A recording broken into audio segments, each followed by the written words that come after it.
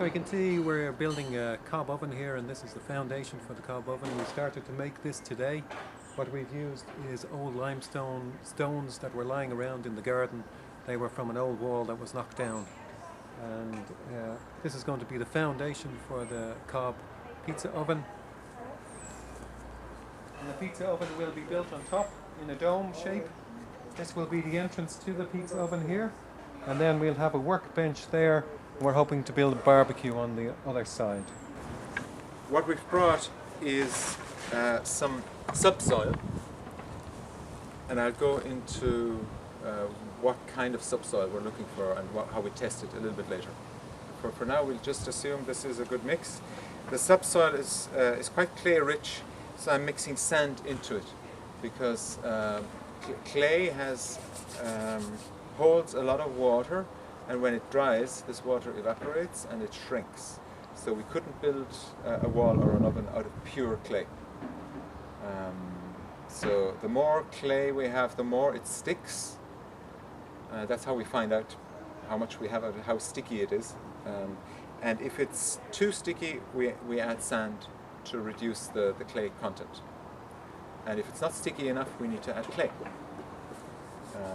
We have brought some clay in bags, some powdered clay, but you can also find sources in nature where there are, drained lakes or bogs or something. Beaches down the all there. There's sometimes around. I worked with Stephen Pierce there a long time ago. He's clay there down there. Yeah. So you don't need huge quantities. So you can probably in the middle of the night go there with your headlamp and steal some on the beach. I got that, did you? I got it, yeah. Thomas is his name, by the way.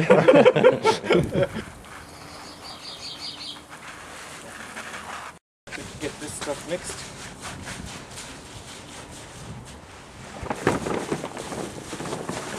So how traditionally would they have done that turning with the tarp? You know, if there wasn't a tarp material, was that with hemp or something? There are drawings Yeah. where they have a pen with animals. Yeah. And they'd have the horses or cattle in there over the winter. Yeah. And straw in it, and they shit in it, and it gets turned and mixed without any plastic. Yeah. And they might actually have it a little bit like a depression Yeah. in the ground. And then they fork it out directly after the winter. Come St. Patrick's Day, Yeah. they start building.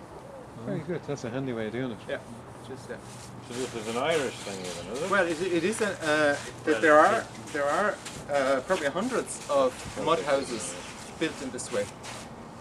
Wexford and Roscommon are known for mud houses. Devon in southwest England is famous for it. There are thousands of cob houses there. That's where the name cob comes from. Even the cob horses, you might have heard about, they got the name from cob building. Because they had the special shit, was it? I don't know. They were sturdy. They built very thick walls and they had horses walking on it. Yeah. They were known for the area, so you know they were used for cob building. Yeah. And cob, like the material, is named after the loaf, which is kind of like the rustic farmer's bread. So now straw. This fiber has a reinforcing function. That they did very much.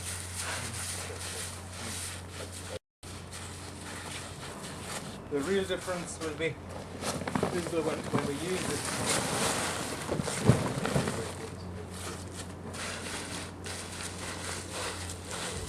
Even without getting wet here, this is a bed for your knees. Okay, so you can spread around here. It's just for your comfort, and then what you can do with me here is make little cobs. Okay. Why are we making these like this? So These are that the cobs, is it? they're just little cobs for ease of transport. We could throw it to a friend in a little cob toss chain, or we can put it in a wheelbarrow or in a bucket. We could also just fork it onto the structure. Yeah. Thomas, could you just say one more quick time why you're putting on the clay? Just very clay. quick. It's just in situations like this, for instance, or where there's a little bit of a slope, to add some stickiness. This is, you know, this is pure clay, so that the cob, when I put it onto there, has no tendency whatsoever to slide off.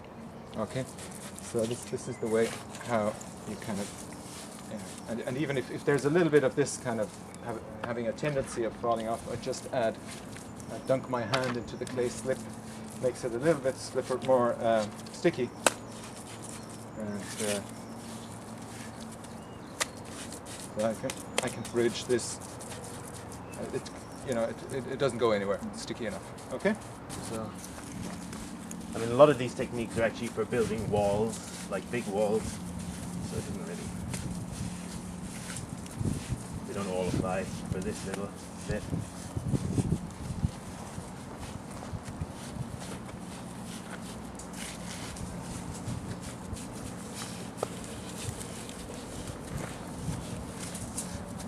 Yeah, you quickly get a sense that there's not all that much needed.